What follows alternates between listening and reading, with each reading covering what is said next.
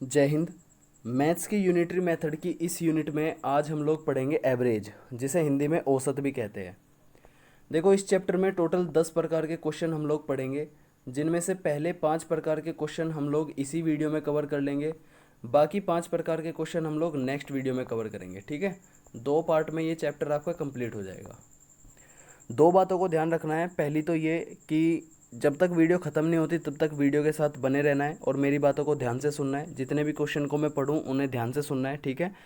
और दूसरी बात ये कि जो भी इसमें आपको इंपॉर्टेंट पॉइंट लगे उसे नोट कर लेना है, राइट। चलो शुरू करते हैं। देखो, सबसे पहले तो हम लोग समझेंगे एवरेज होता क्या है।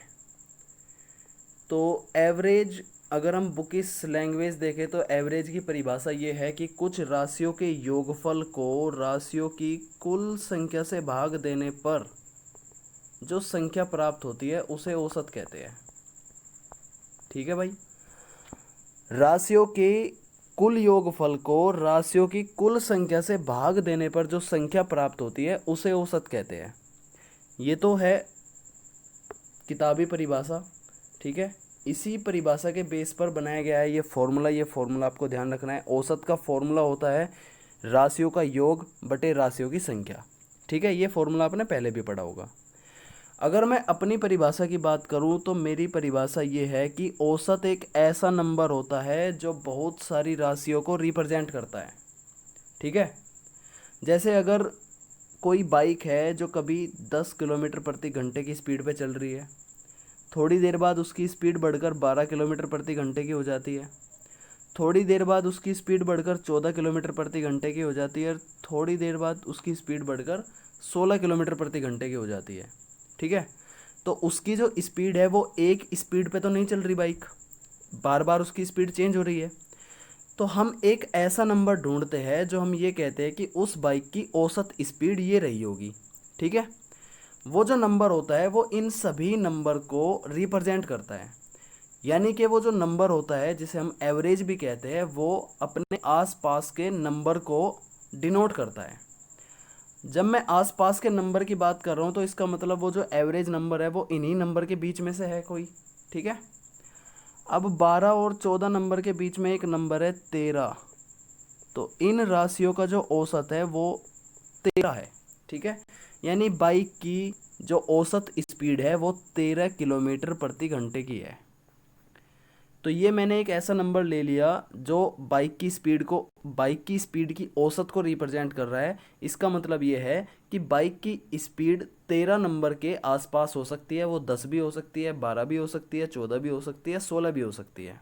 ठीक है, आप इसी औसत नंबर को फॉर्मूले के हिसाब से निकाल के देखो। इन राशियों का योग करो, 10 प्लस 12 प्लस 14 प्लस 16। फिर राशियों की कुल संख्या कितनी है? 1 2 3 4। ठीक है, 4 से भाग करो, देखो ज़रा कितना आता है आंसर। ये हो गया 10 20 30 40 50 और 2 52। इनका जोड़ आ गया 52/4। 4 से भाग करेंगे 13 ही आ रहा है क्या? ठीक है, तब भी एवरेज 13 ही आ रहा है।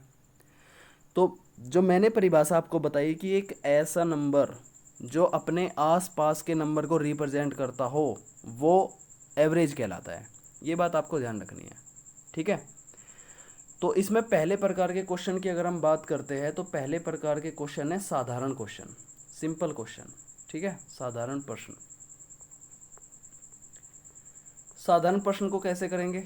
फॉर्मूले से करेंगे। जो भी फॉर्मूला बताया मैंने आपको, क्या बताया फॉर्मूला एवरेज का?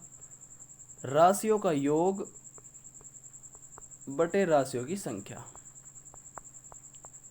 राशियों का योग बटे राशियों की संख्या, राइट। कुल संख्या भी कह सकते हैं इसे यहाँ पे। ये फॉर्मूला है एवरेज का। तो अगर हमें कुछ संख्या दी हुई हो और ये कहा जाए कि इनका औसत निकालना है तो हम इस फॉर्मूले का यूज करेंगे और औसत निकाल देंगे। यहीं से आपको एक बात और ध्यान रखनी है कि कई बारी जब हम शॉर्ट ट्रिक का यूज करेंगे तो हमें राशियों के योग की ज़रूरत पड़ेगी। तो इसी फॉर्मूले से आपको ध्यान रखना है कि अगर हमें योग निकालना हो राशियों का तो क्या करना पड़ेगा? उसके औसत में कुल संख्या की मल्टीप्लाई करनी पड़ेगी। भाई, अगर हमें राशियों का योग निकालना है तो क्रॉस मल्टीप्लाई से कुल संख्या औसत के साथ हो जाएगी ना, मल्टीप्लाई उसकी, तो योग निकल आएगा। तो राशियों का योग निकालने के लिए क्या फॉर्मूला बनेगा? औसत उन राशियों का औसत मल्टीप्लाई उन राशियों की कुल संख्या। ठीक है, ये उन राशियों का योग निकल के आएगा। इस फॉर्मूले को ध्यान से समझ लेना, शॉर्ट ट्रिक में यूज होगा फिर। चलो साधारण प्रश्न कुछ एग्जाम्पल देख लेते हैं। जैसे एक क्वेश्चन कहा गया है, मैं क्वेश्चन को पढ़ूंगा, ध्यान से सुनना। क्वेश्चन है कि जुलाई, अगस्त, सितंबर और अक्टूबर, 4 महीने दिए हुए हैं, जुलाई, अगस्त, सितंबर और अक्टूबर। ठीक है, 4 महीने हैं। इन 4 महीनों में किसी स्थान पर वर्षा क्रमशः 70 सेंटीमीटर, यानी जुलाई के महीने में 70 सेंटीमीटर की बारिश होती है, अगस्त के महीने में 65 सेंटीमीटर की बारिश होती है, सितंबर के महीने में 55 सेंटीमीटर की बारिश होती है और अक्टूबर के महीने में 90 सेंटीमीटर की बारिश होती है। क्वेश्चन समझ आया? 4 महीने दिए हैं, जुलाई, अगस्त, सितंबर, अक्टूबर। जुलाई में 70 सेंटीमीटर की बारिश होती है किसी स्थान पर, अगस्त में 65 सेंटीमीटर की बारिश होती है, सितंबर में 55 सेंटीमीटर की बारिश होती है और अक्टूबर में 90 सेंटीमीटर की बारिश होती है। कहा यह गया है कि उस स्थान पर औसत वर्षा कितनी होगी। तो कोई बात नहीं, फॉर्मूला लगा दो औसत के लिए। फॉर्मूला होता है 70 + 65 + 55 + 90। टोटल कितनी संख्या है ये? 1 2 3 4, 4 से भाग करेंगे, उनका औसत निकल आएगा। ठीक है, इनका जोड़ आएगा 280, जब हम 4 से भाग करेंगे तो आंसर आएगा जी इनका 70 सेंटीमीटर। तो ये टाइप फर्स्ट यानी पहले प्रकार के क्वेश्चन है, साधारण क्वेश्चन है, सिंपल डायरेक्ट फॉर्मूले के बेस पे क्वेश्चन है। ठीक है, अब इन्हें मैं अपने तरीके से कैसे करूँगा, देखो। जैसे हमें ये कहा कि जुलाई के महीने में 70 सेंटीमीटर की बारिश होती है, अगस्त के महीने में 65 सेंटीमीटर की बारिश होती है, अगस्त के महीने में 65 सेंटीमीटर की बारिश होती है, सितंबर के महीने में 55 सेंटीमीटर की बारिश होती है और सितंबर अक्टूबर के महीने में 90 सेंटीमीटर की बारिश होती है। ये क्वेश्चन में हमें दिया हुआ था, हमें एवरेज निकालना है। मैंने अपनी परिभाषा क्या बताई? एवरेज उन्हीं के बीच में से एक ऐसा नंबर होता है जो अपने आसपास के नंबर को डिनोट करता है, राइट। तो सबसे पहले इन नंबर्स को आरोही क्रम में लिख लो। आरोही क्रम जानते होंगे, सबसे पहले सबसे छोटी संख्या, फिर उससे बड़ी, फिर उससे बड़ी, राइट। तो आरोही क्रम में लिखेंगे तो सबसे पहली संख्या आएगी 55 यानी 55, उसके बाद 65, उसके बाद 70, उसके बाद 90। ठीक है भाई। अच्छा, अब ये देखो कि इन नंबर्स के बीच में डिफरेंस कितने का है। एक कॉमन सा डिफरेंस लेकर के चलो। कॉमन डिफरेंस यहाँ 55 हो गया, ठीक है। 55 और 65 के बीच में 10 अंकों का डिफरेंस है, तो 65 के बाद 10 अंकों के डिफरेंस में 75 होना चाहिए, 75 के बाद 10 अंकों के बाद जो डिफरेंस होगा वो 85 का होना चाहिए, राइट। अब हम आराम से ये बता सकते हैं कि इनके बीच का जो नंबर है वो 65 और 75 के बीच जो नंबर है वो 70 है। ठीक है, आराम से दिख गया हमें। 65 और 75 के बीच 70 नंबर ऐसा है जो 65 और 75 के बीच में है, तो उनका एवरेज 70 ही होगा। लेकिन हमने ये जो नंबर लिए हैं 10-10 के डिफरेंस पे, ये हमें ये देखना पड़ेगा कि ये क्वेश्चन को बिगाड़ तो नहीं रहे, राइट। अब जैसे 70 में मैंने यहाँ पे 5 अंक जोड़े हैं, तो ऐसे ही मैंने 90 में से 5 अंक घटा दिए, हिसाब बराबर हो गया। समझ आ रही है बात?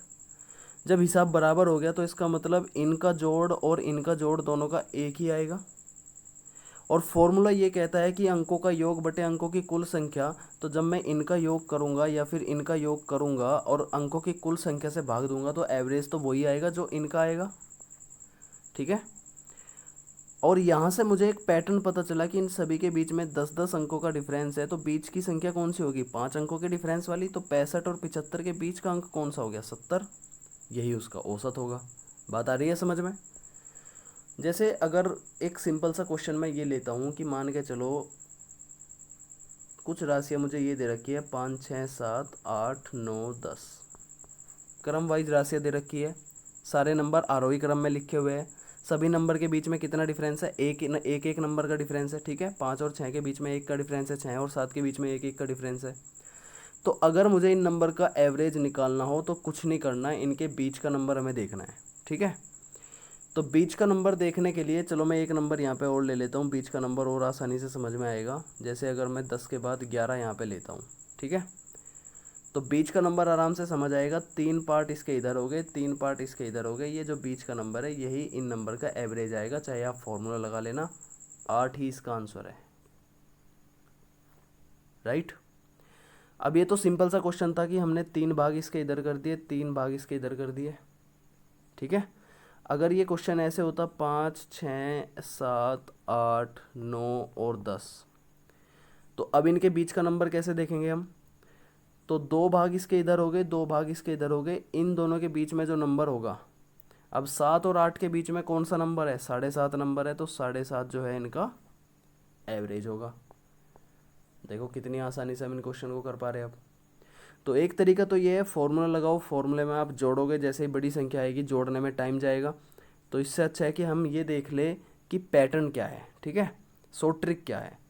सबसे पहले शॉर्ट ट्रिक आपको समझ आएगी होगी, सबसे पहले नंबर को आरोही क्रम में लिखना है, उनके बीच में एक कॉमन डिफरेंस लाना है, ठीक है, और फिर उनका जो बीच का नंबर है वही उनका औसत होगा। इसमें हम अप्रोक्सीमेशन का भी यूज कर सकते हैं, यानी आसपास के नंबर का यूज हम कर सकते हैं। जैसे अगला क्वेश्चन मैं लेता हूँ, समझना ध्यान से। क्वेश्चन ये कहा है कि रीता, गीता और संगीता 3 बहनें हैं, ठीक है, रीता, गीता और संगीता 3 बहनें हैं। इनका जो भार है, रीता का जो भार है वो है 35.5 किलोग्राम, 35.5 किलो की है ये। गीता है, इसका जो भार है 28.5 किलो की है ये, ठीक है। उसके बाद जो संगीता है उसका जो भार है वो है 24.5 किलोग्राम। ये 3 बहनें हैं। अगर मुझे इनका औसत निकालना है तो इनको मुझे जोड़ना पड़ेगा और फिर भाग देना पड़ेगा 3 से, तो आंसर आएगा। हमारे वाला क्या तरीका है, इसे आरोही क्रम में लिख दो। 24.5, 28.5, 35.5, राइट। अभी ये देखो इनके बीच में डिफरेंस क्या है, इन दोनों के बीच में 4 का डिफरेंस है या नहीं है? 4 का डिफरेंस है। तो इनके बीच में मैं एक ऐसा नंबर लेता हूँ जो 4 के डिफरेंस में हो। अब 28 में मैं 4 जोड़ूंगा तो क्या आएगा? 32 आएगा, ठीक बात है। 32.5 आएगा, 4 जोड़ूंगा तो 32.5 आएगा। 32.5 और 35.5 के बीच में कितने का डिफरेंस है? 3 का डिफरेंस है। इसे 4 के डिफरेंस के लिए मुझे यहाँ 36.5 करना पड़ेगा, तभी तो 4 का डिफरेंस होगा ये। तो मैंने एक अंक बढ़ा दिया फालतू में, एक अंक बढ़ा दिया ना मैंने, ठीक है। तो उस एक अंक को यहाँ पे लिख लो, एक अंक हमने बढ़ाया अभी। तो यहाँ बीच में एक नंबर आया 32.5, ठीक है, या 32.5 लिखने की भी ज़रूरत नहीं है। अच्छा जी, अब हमने 4 का डिफरेंस कर लिया। हमें क्या बताना है? हमें बताना है इनका औसत। औसत मैंने क्या बताया? इन्हीं नंबर के बीच का एक ऐसा नंबर है जो आसपास के नंबर डिनोट करेगा। अब इन तीनों के बीच में तो ये नंबर आ रहा है, लेकिन इनके बीच में जो कॉमन डिफरेंस था वो 4 का, उसकी वजह से एक अंक फालतू बढ़ गया, तो इसमें एक अंक जोड़ दो। तो इसका जो औसत आएगा 28.5 में एक अंक जोड़ दो तो इसका औसत आएगा 29.5 किलोग्राम, ठीक है। तो यहाँ पे मैंने क्या किया? अप्रोक्सीमेशन लगाया कि भाई 28 तो हो नहीं सकता। 28 तब होता अगर इस 35 की जगह पे, 35.5 की जगह पे 32.5 होता, ठीक है। 32.5 और 35.5 के बीच में 3 अंक का डिफरेंस है। क्वेश्चन को बैलेंस रखने के लिए मैंने एक अंक जोड़ा, ठीक है। एक अंक जोड़ा है तो उनका जो डिफरेंस होगा वो 28.5 में मैंने जोड़ दिया, 29.5 आ गया। ये बीच का नंबर आ गया एक, ठीक है।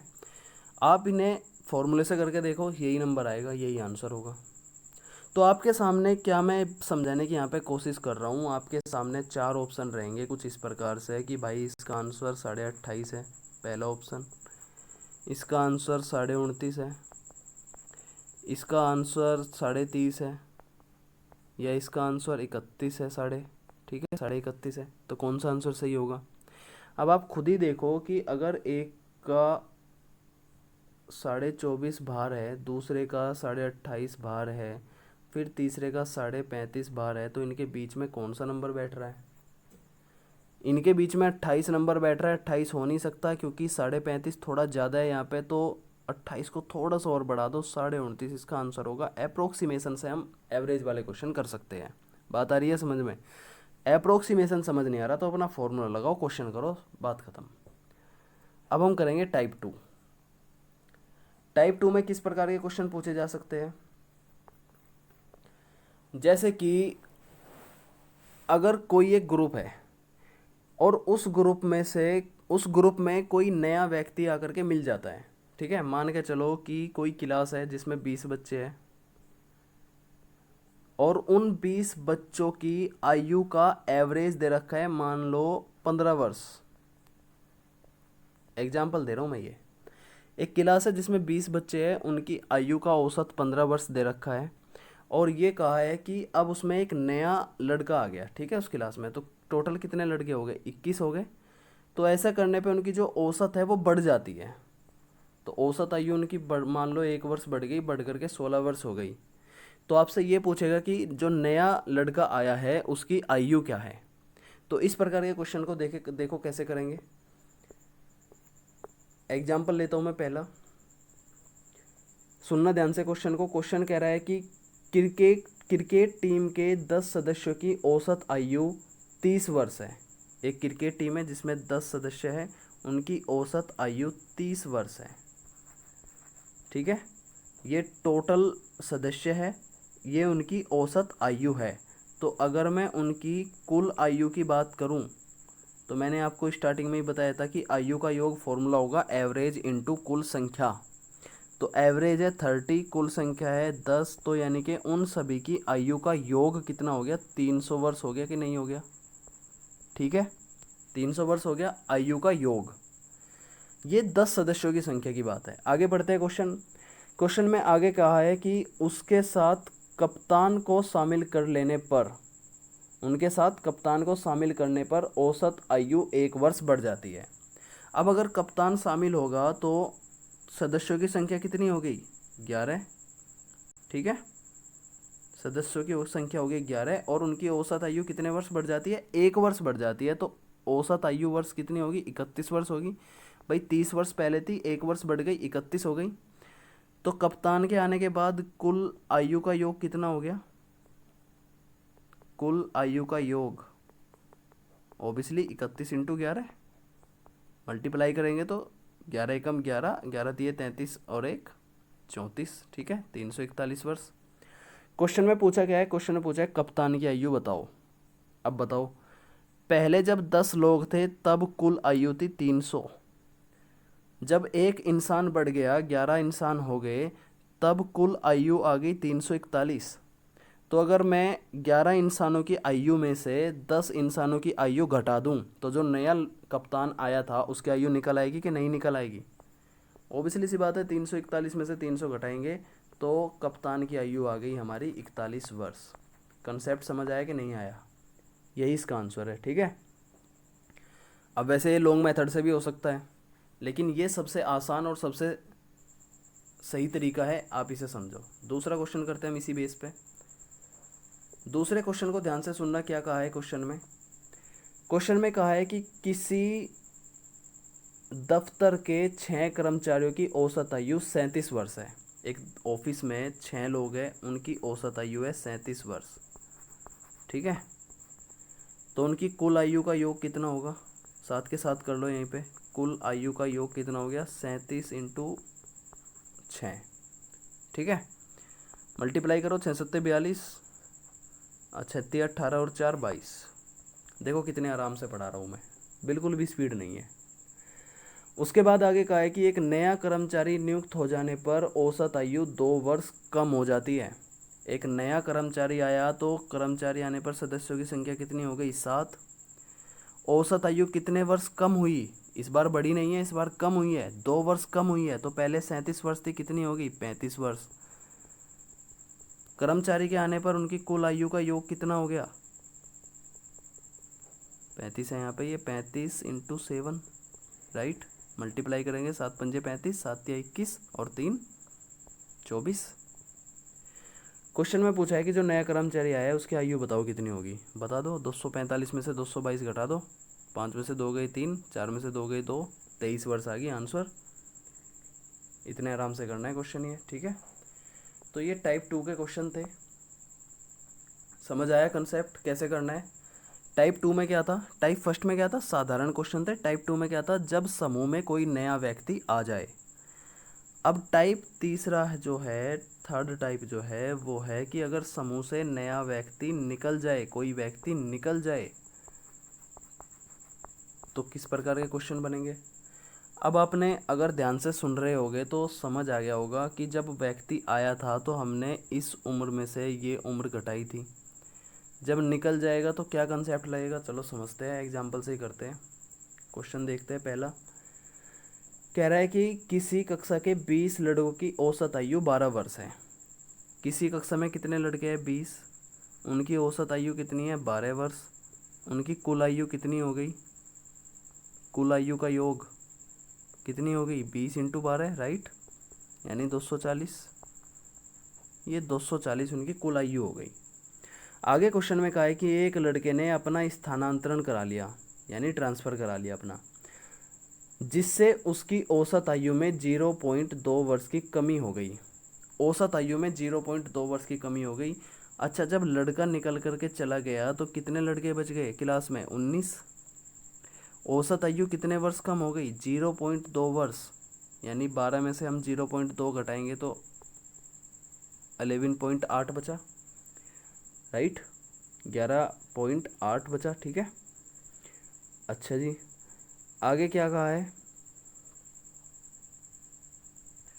आगे कहा है कि उस लड़के की आयु बताओ क्या होगी। तो सबसे पहले इन 19 लड़के जो बचे थे इनकी कुल आयु कितनी होगी बताओ ज़रा।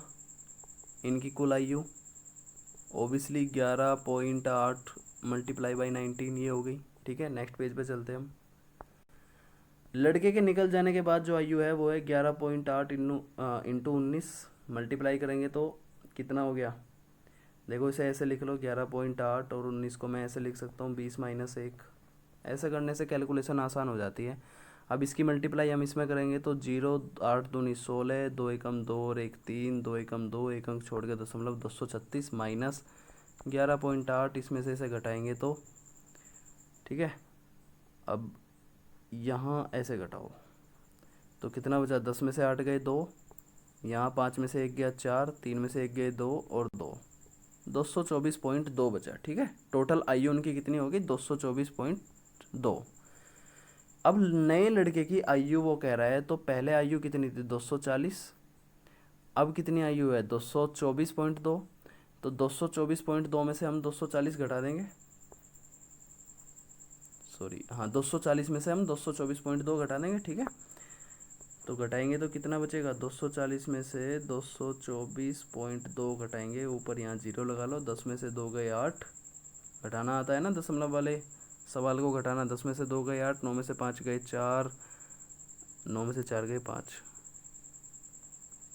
कभी कभी पेन ख़राब हो जाता है, दिमाग ख़राब कर देता है बस। 9 में से 4 गए 5, 3 में से 2 गया 1, तो उसकी आयु थी 15.8, ये उसकी आयु थी, समझ आई, ठीक है। दूसरा क्वेश्चन देख लेते हैं इसी बेस पे, टाइप थर्ड का। क्वेश्चन कह रहा है कि किसी परिवार में 10 व्यक्ति रहते हैं जिनकी औसत आयु 28 वर्ष है। व्यक्ति रहते हैं 10, औसत आयु है 28, तो उनकी टोटल आयु कितनी होगी, 280 हो गई, ठीक है। अब ये कह रहा है कि एक व्यक्ति की नौकरी लग गई, नौकरी पे चले जाने के बाद उनकी औसत आयु 1 वर्ष बढ़ गई। अब अगर एक व्यक्ति चला गया तो व्यक्ति रह गए 9, 9 व्यक्ति रह गए, 1 वर्ष उनकी आयु बढ़ गई यानी कि 29 हो गया, ठीक है। तो उनकी कुल आयु का योग कितना हो गया, 29 इंटू 9, यही होगा ना, कंसेप्ट तो समझ आ गया होगा। अच्छे से करेंगे तो 9 9 81, 9 दूनी 18 और 8 26, 261 हो गए।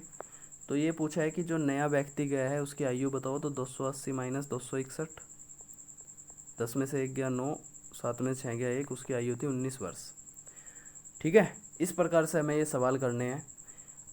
ये था टाइप थर्ड। अब हम पढ़ेंगे टाइप 4, और इसके बाद फिर एक टाइप और रह जाएगा, टाइप फिफ्थ। टाइप 4 में क्या है कि जब समूह में एक व्यक्ति के स्थान पर कोई नया व्यक्ति रख लिया जाए, मतलब एक व्यक्ति हटाया और उसी की जगह पे कोई दूसरा व्यक्ति ऐड कर दिया, ठीक है। जैसे कि 10 क्लास में बच्चे थे, उनमें से एक का जैसे ही ट्रांसफ़र हुआ दूसरे वाले बच्चे ने उसे कवर कर लिया, यानी कि दूसरे बच्चे ने एडमिशन ले लिया, तो बच्चे तो 10 के 10 ही रहे, लेकिन उनकी एवरेज एज पे फ़र्क पड़ेगा। जो एवरेज एज पे फ़र्क पड़ेगा उसी से हम जो है सवाल निकाल लेंगे। तो चलो देखो कैसे करेंगे क्वेश्चन, एग्जाम्पल देखते हैं। पहला एग्जाम्पल ये कहा है कि 10 व्यक्तियों के समूह में से 60 किलोग्राम के एक व्यक्ति को हटाकर उसके स्थान पर एक दूसरा व्यक्ति रख लिया गया। 10 व्यक्ति थे, ठीक है। उन 10 व्यक्तियों में एक व्यक्ति ऐसा था जिसका वजन था कितना, 60 किलोग्राम।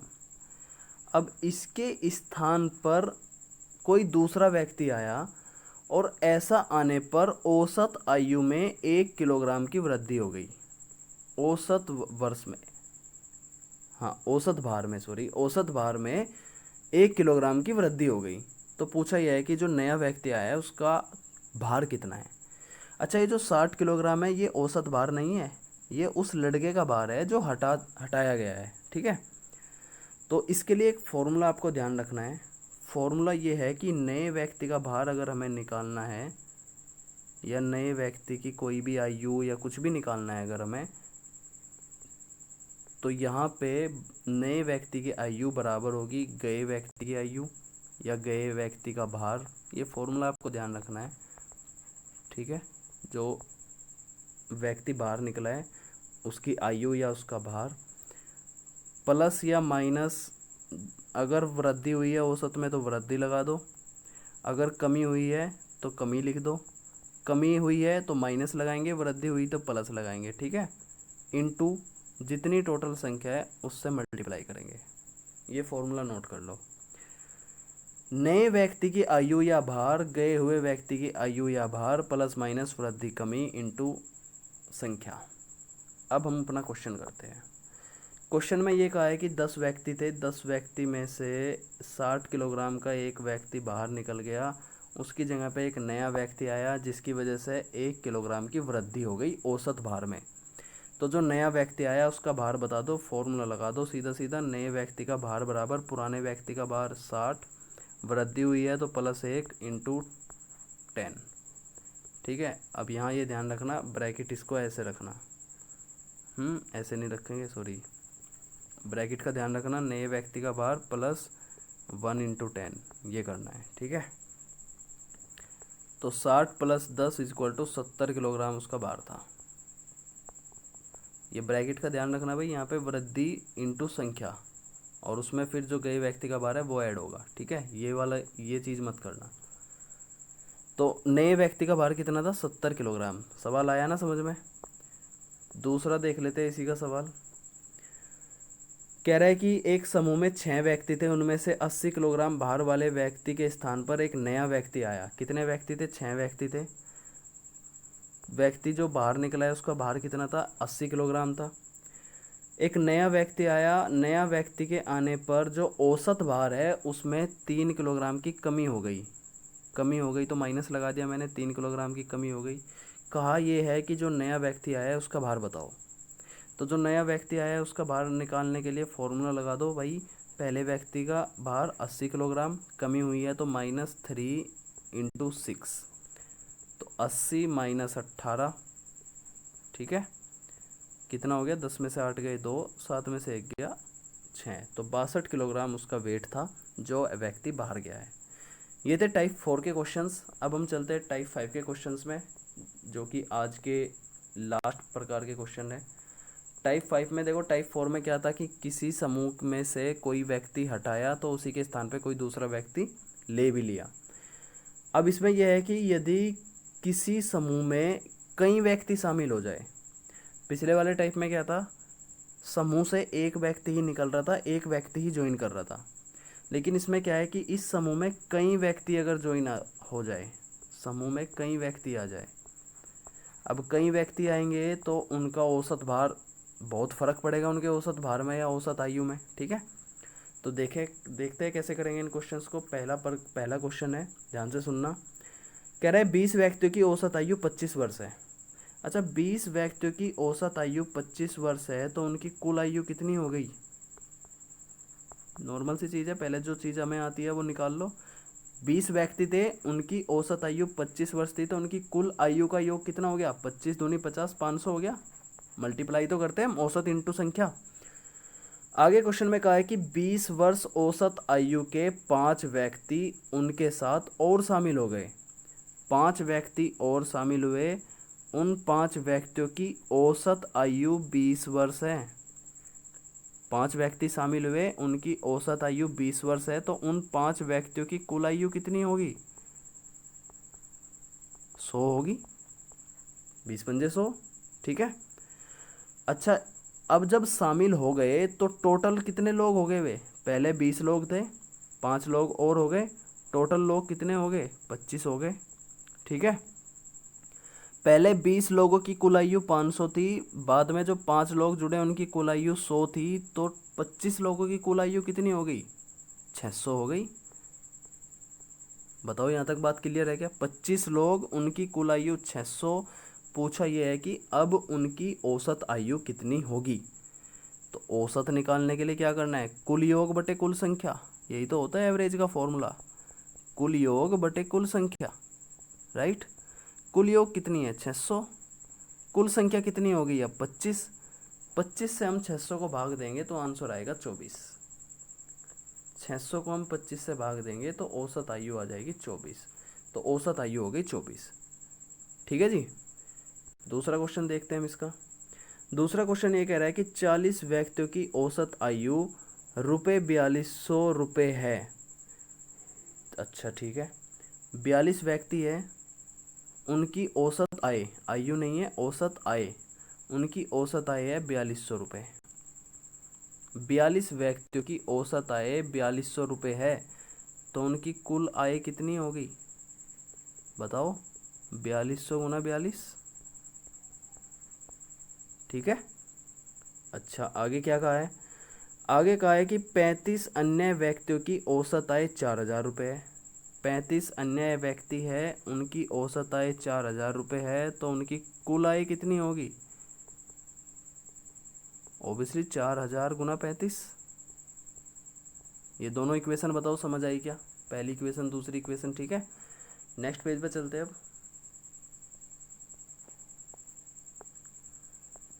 अच्छा, आगे क्या कहा है? आगे कहा है कि अगर ये सभी व्यक्ति इकट्ठा हो जाए तो इन सभी व्यक्तियों की औसत आय कितनी होगी? पहले व्यक्ति कितने थे? 40 थे। बाद में व्यक्ति कितने हो गए? 35 और जुड़े, टोटल कितने हो गए? 75 व्यक्ति हो गए टोटल, ठीक है। 40 व्यक्तियों की कुल आय कितनी थी? 4200 गुना 42, ये उनकी टोटल आई थी, ठीक है। 4200 गुना 42 यानी कि 2 जीरो तो ऐसे के ऐसे ही, 42 दूनी 2 दूनी 4, 2 चौक 8, 42 दूनी 84, हासिल बच गए 8, ठीक है। 42 चौके 4 दूनी 8, 4 चौक 16, 168, 168 में 8 जोड़ेंगे तो कितना हो गया? 176। ये 39 व्यक्तियों की कुल आय है, ठीक है। 35 व्यक्तियों की कुल आय कितनी थी? 4000 गुना 35, राइट। 4000 गुना 35 मल्टीप्लाई करो, 3 जीरो तो ऐसे के ऐसे ही, 35 चौके 4 पंजे 20, 4 तिये 12 और 3 15। ये उन 35 व्यक्तियों की कुल आय थी। अब ये तो 40 व्यक्तियों की कुल आय थी, ये 35 व्यक्तियों की कुल आय थी। जब हम 75 व्यक्तियों की कुल आय निकालेंगे तो इन दोनों को जोड़ना पड़ेगा। तो 75 व्यक्तियों की कुल आय कितनी होगी? 0 0 4, देखो 0 0 4 6 7 और 5 12, 1 और 1 2 और 1 3, ठीक है। औसत हमें निकालना है, औसत निकालना है तो ये कुल योग है, ये कुल संख्या है, भाग दे दो 75 से। अब हम इसे भाग देंगे तो भाग देने के बाद जो आंसर आएगा वो आएगा, कहाँ है?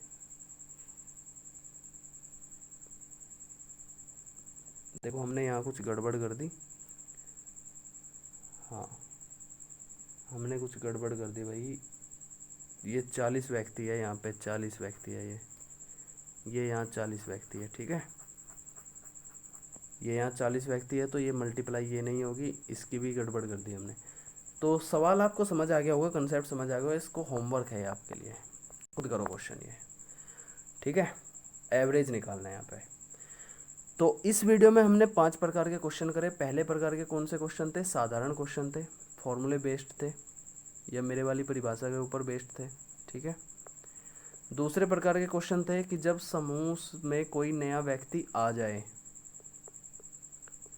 तीसरे प्रकार के क्वेश्चन थे जब समूह से कोई व्यक्ति निकल जाए। चौथे प्रकार के क्वेश्चन थे जब समूह में एक व्यक्ति निकले और उसी के स्थान पे दूसरा व्यक्ति आ जाए, निकले प्लस आ जाए, ठीक है। और पांचवें प्रकार के क्वेश्चन थे जब समूह में कई व्यक्ति आ जाए। अब छठा प्रकार आपको समझ आ गया होगा, कई व्यक्ति आ जाए, यही था ना, आ जाए। तो छठा प्रकार जो हम पढ़ेंगे कल, जो हम पढ़ेंगे वो होगा जब कई व्यक्ति निकल जाए, ठीक है। बाकी और प्रकार हम पढ़ेंगे। तो इस वीडियो में ये पांचों प्रकार आपके कवर हो जाने चाहिए, कंप्लीट हो जाने चाहिए, कंसेप्ट आपको समझ आ जाना चाहिए। मैं आपको कुछ क्वेश्चंस की पीडीएफ भेज दूंगा, वहाँ से क्वेश्चंस की प्रैक्टिस करना। इन पांचों प्रकार के मैं पीडीएफ भेज दूंगा, ठीक है, ग्रुप में अपने, वहाँ से इन क्वेश्चंस की प्रैक्टिस करनी है, ठीक है। ये पांचों प्रकार आपको क्लियर करने हैं, ठीक है। चलो इस वीडियो में इतना ही, थैंक यू।